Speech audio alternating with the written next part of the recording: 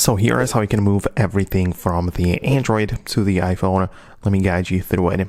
If it's your first time in here on Foxtecc, subscribe and we can get started. So we're going to start by getting this app from the Play Store, which is called Move to iOS. It's made by Apple, but available on the Android App Store. And it's designed for situations like this when you are moving from the Android to the iPhone. All right, so you want to make sure you download it as such and click on Open. You will have to kind of like manage and go through the setup page. So you have to kind of like agree and click on continue, click on agree like this. Just continue with all of that. And perhaps if it asks for some permissions, you will need to allow it, right? For location, I'm going to allow it as well. It probably needs it.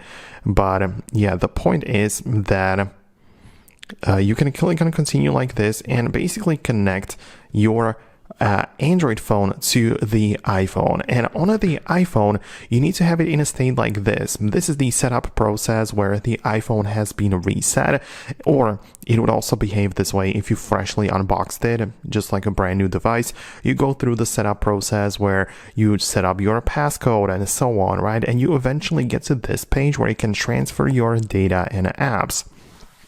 And if you have an iCloud backup, you can obviously take it at this route, or you can use another iPhone, PC backup, or Android, right? So I'm going to click on from Android like this, and I'm going to hit continue.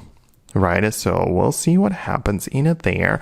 But essentially, this is the code which I need to type into my Android. So I'm going to click on continue with this. With the Wi-Fi, it already recognized the iPhone 12 nearby. So I'm going to click on this, click on continue, and type in the code right there. So 159817. And you can see that it is connecting on both devices. I have to decide what exactly gets transferred over. So you can essentially do everything that you have available, right? You can come back and continue the transfer for all of the different things, but the point is that you can enable it, right, and allow all of the different things. And let's say that I'm going to choose only these things, and I'm going to click on continue as such, and it's going to basically transfer all of the data which you have decided to move over. So it might take a while, depends on your situation, right? For me, it was pretty quick because I only did like 3 things, right? But that's how you can continue, and then you just continue the setup on the iPhone. We are basically done, and on the iPhone you can set up your Apple account or do whatever and essentially use your iPhone with all of the data moved over. So I hope it helps. That's what I wanted to explain in this video. Let me know your thoughts about it below. Thanks a lot, and I'll talk to you later.